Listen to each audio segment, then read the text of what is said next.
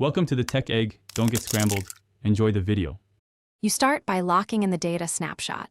Export CSV with labels and UUIDs and keep the original XLS form.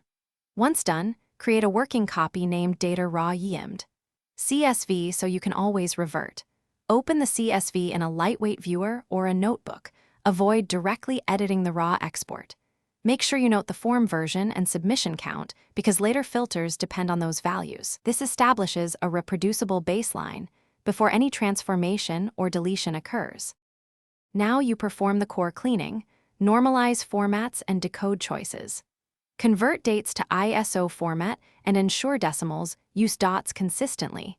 This prevents parsing errors downstream. Then map choice codes to human labels by joining the CSV to the XLS form choice sheet, so analysis uses meaningful values. Run validation rules to flag duplicates via UUID and check logical constraints like age ranges or dependent answers.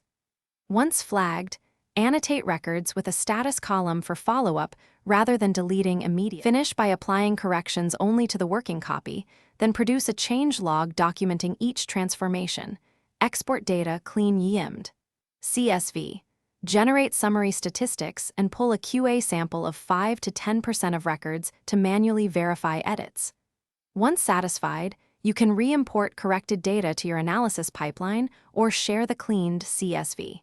If things go wrong, compare the cleaned file line by line with the original export and the XLS form definitions.